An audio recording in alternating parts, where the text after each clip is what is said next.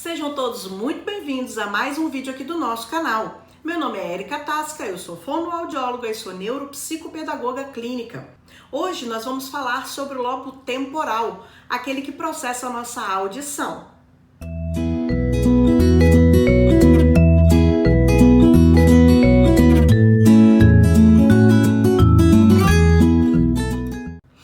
Os lobos temporais ficam localizados mais ou menos nessa região lateral aqui do nosso cérebro. Eles são responsáveis por processar e analisar padrões acústicos, sonoros, e que são encaminhados através dos nossos ouvidos. De novo a gente volta aqui com os termos acuidade e processamento sensorial, sendo a acuidade a medida de o quanto que o nosso órgão do sentido ouvido está escutando. Já o termo processamento sensorial se aplica à qualidade com que esta informação trazida pelo nosso ouvido vai ser analisada pelos nosso cérebro. Lembrando ainda que a acuidade e o processamento são processos que acontecem antes do estágio de atenção e de memória. Então, eles servem de base para o desenvolvimento da atenção e da memória sensorial. O nosso lobo temporal tem uma peculiaridade. Ele é o único lobo que é separado, que não tem junção na linha média da cabeça. Eles são separados.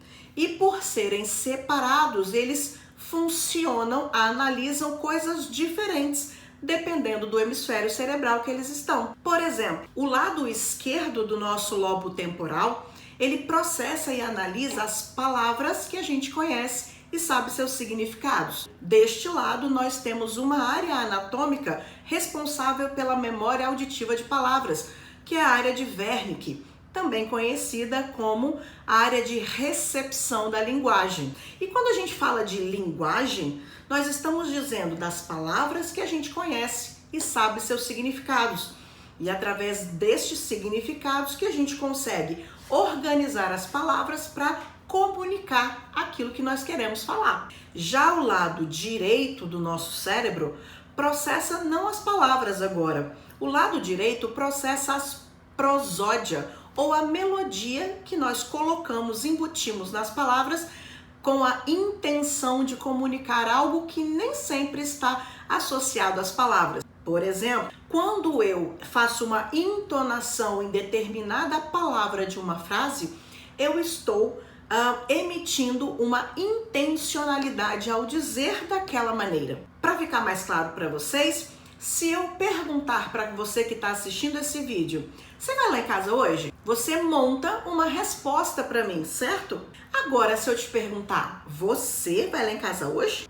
Tenho certeza que a sua resposta vai mudar. E se eu ainda perguntar, você vai lá em casa hoje? Você vai ser obrigado a elaborar uma terceira resposta. Porque, apesar de estar utilizando as mesmas palavras que eu recrutei lá do meu hemisfério esquerdo, ao dizer com entonação palavras diferentes, eu estou intencionalmente perguntando coisas diferentes. Os lobos temporais têm uma função extremamente importante em toda a aprendizagem da fala, da leitura, da escrita, da compreensão da leitura e da matemática. Porque tudo que nós conhecemos, a gente traduz em palavras. Mesmo quando você não está verbalizando, articulando, ao programar uma certa situação dentro da sua cabeça, você programa selecionando palavras. Se eu perguntar para vocês agora, me fala seu nome completo sem articular. Pense no seu nome completo. Você precisa pensar em palavras. Se eu perguntar, por exemplo, qual a sua idade, quanto de altura você mede, todas as respostas, mesmo que não sejam verbalizadas, vão ser organizadas em palavras. E estas palavras estão justamente na região temporal do hemisfério esquerdo.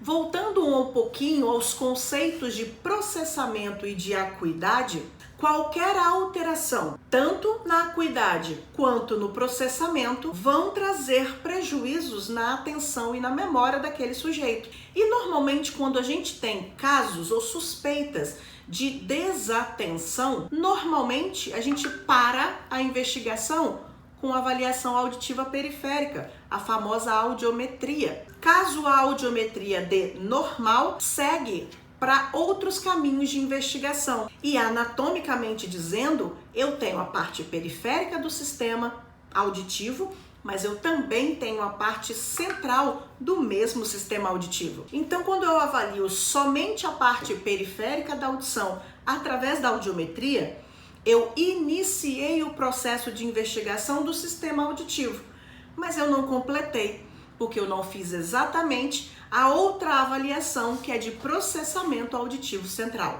Uma das provas mais recorrentes que a gente utiliza na avaliação de processamento é a de discriminação auditiva, ou de figura fundo, que nos dá justamente a capacidade de selecionar o som que a gente quer ouvir no meio de vários outros sons, a nossa atenção seletiva. Caso eu tenha dificuldade no processamento dessas informações, eu imediatamente vou ter também dificuldades para ter atenção àquele conjunto de sons. Porque se vocês pararem para pensar, quando a gente articula uma palavra, eu estou sequencializando sons.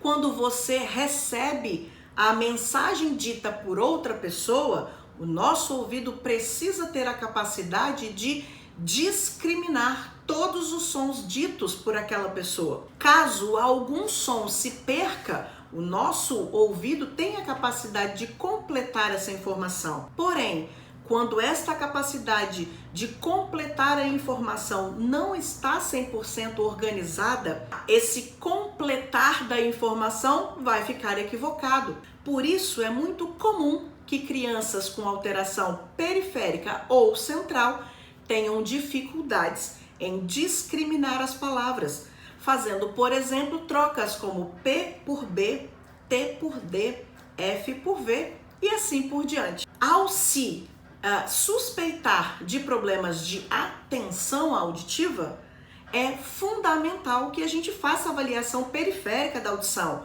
porque a gente começa a investigar justamente se existe ou não perda de audição que justifique a dificuldade apresentada pelo paciente. Mas quando essa audiometria ou quando essa avaliação periférica está dentro do que a gente espera de normalidade, não se pode parar a investigação por ali, porque pode ser que eu tenha uma alteração de processamento da informação e não de captação da informação.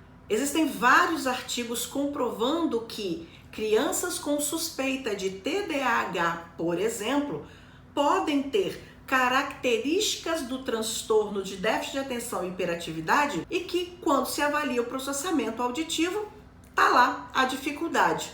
Ao reabilitar o processamento, as dificuldades atencionais também acabam. Lembrando mais uma vez que a atenção, ela é um produto do nosso cérebro, um produto cognitivo que não depende exclusivamente de uma área. São duas áreas cerebrais primordialmente que a gente precisa acionar para ter atenção a um estímulo. Uma delas é o funcionamento executivo, aqui no pré-frontal, e a outra é sensorial. Neste caso, o sensorial auditivo. Então, porque pensem comigo, como é que eu vou conseguir prestar atenção se eu nem consigo ouvir aquele som? E mesmo conseguindo ouvir aquele som, na sequência que eu uso para dizer as palavras, por exemplo, esta sequência eu posso não conseguir organizá-la de forma adequada nem discriminá-la. Assim sendo, as dificuldades vão aparecer como se eu não estivesse escutando de forma adequada. Mas o problema não está aqui no periférico. A questão agora é no nível central. E quando a gente fala de processamento auditivo central, nós estamos falando de um grupo de habilidades de análise acústica que vão nos permitir selecionar o estímulo, discriminar auditivamente, reconhecer o estímulo, localizar, integrar os dois ouvidos, separar os dois ouvidos e fazer análises muito específicas dentro da acústica. É muito comum o paciente que tenha a alteração de processamento auditivo central ter como características a desatenção, a irritabilidade, a hiperatividade, principalmente se esse paciente for uma criança. Por quê? Porque o pré-frontal, aquele que nos dá a condição de autorregular o comportamento, ainda não está desenvolvido. Troca de letras para falar, troca de letras para escrever, dificuldades em compreender aquilo que se está lendo, dificuldades em compreender aquilo que está se dizendo, memória normalmente encurtada. Então aquele paciente que vai chegar para você e vai dizer, quando você perguntar, pega para mim na terceira gaveta do seu armário uma blusa azul que tem lá, e ele vai te perguntar, quê? É para pegar o que no armário? Fala de novo. Normalmente os pacientes que precisam de repetição da informação auditiva podem ter uma alteração tanto de acuidade quanto de processamento. E uma coisa muito importante só se realiza avaliação de processamento auditivo quando a parte periférica está funcionando. Caso eu tenha perdas de audição na parte periférica, automaticamente eu já vou ter dificuldades para processar e analisar aquela informação, porque ela já está chegando com problema.